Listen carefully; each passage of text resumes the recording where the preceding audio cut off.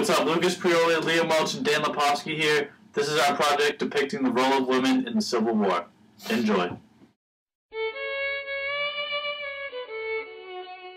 Arguably the darkest period in American history, the Civil War claimed hundreds of thousands of innocent men, women, and children. Starting in 1861 and rooted in the dispute over slavery, tensions quickly arose as the United States prepared for a domestic war. Throughout the ensuing 4 years, more destruction occurred than in all other American wars combined. 620,000 died as a result of improper and insufficient compromise.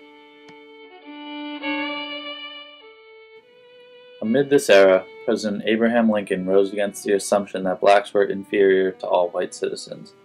Lincoln protested the existence of slavery despite the overwhelming criticism from many of his peers. He fought to end this immoral idea and suffered for his abolition of slavery when Confederate John Booth murdered him.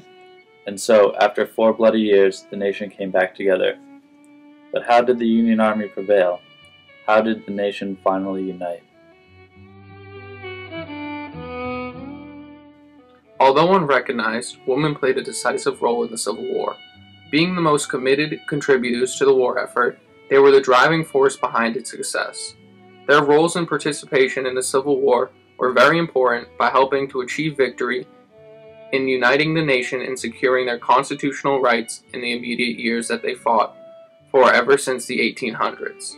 The North's triumphant success at the end of the Civil War was due to the women. If it wasn't for them, the Civil War may have yielded completely different results.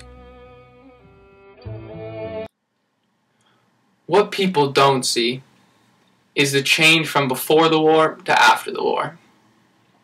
You see, the cult of domesticity established a sought-after view of men and women's roles in society. Men were expected to be responsible for economic and political affairs, while women concentrated on the care of the home and the children. Men thought women were inferior, but those same men soon found themselves begging for their help.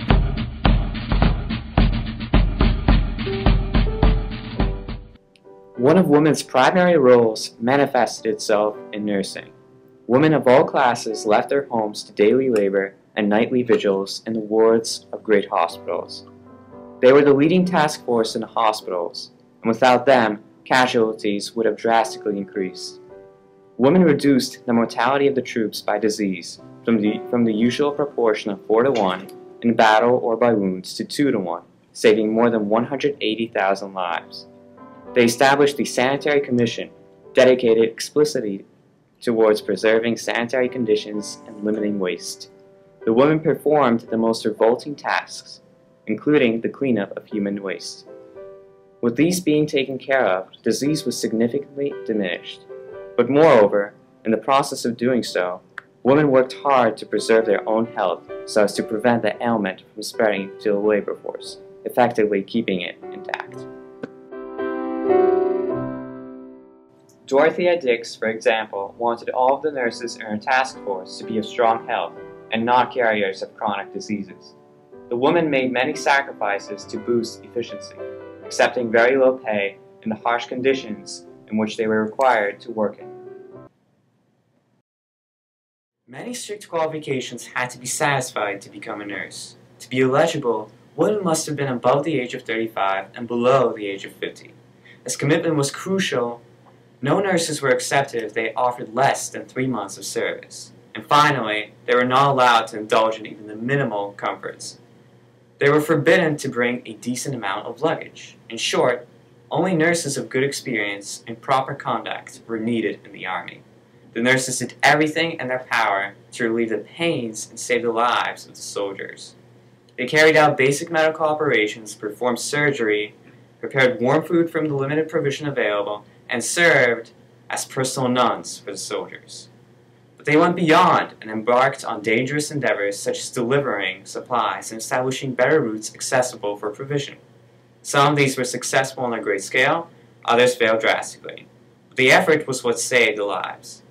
Yet women's nursing careers did not end at this. Having racked up enough experience, some left to establish their own workforces in hospitals, thereby increasing the accessibilities of treatment. It is in these ways that women constituted the driving force of life. Another significant role women played during the war was that they were incredible spies.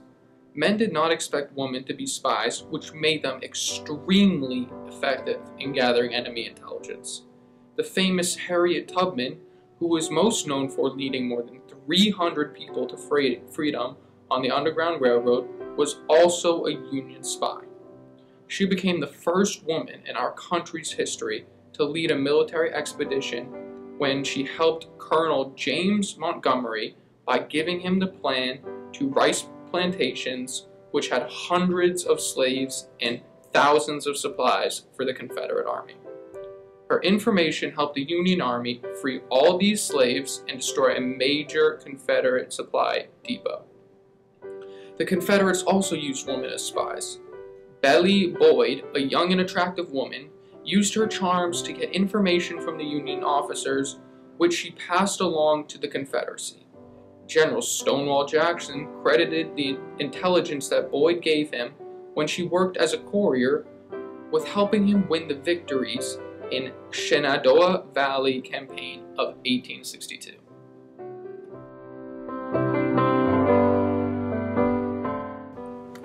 Not only did some women also serve as soldiers, but some took it a step further. Women like Bridget Divers followed alongside the men and were present in the battles, providing care whenever it was needed. Other women, like Mrs. Hodge, went to the battlefronts alone for weeks or even months, personally dispensing the supplies they had gathered in small communities. After 4 long years of fighting, the war finally ended, but the women's desire for helping people did not stop there. It continued after the war under the official name of the Red Cross. One huge idea coming out of the time of the Civil War revolutionized by the women was the foundation of the Red Cross, which we know and still hear about today. The goal of the Red Cross is to help conditions for wounded soldiers and to help countries with natural disasters.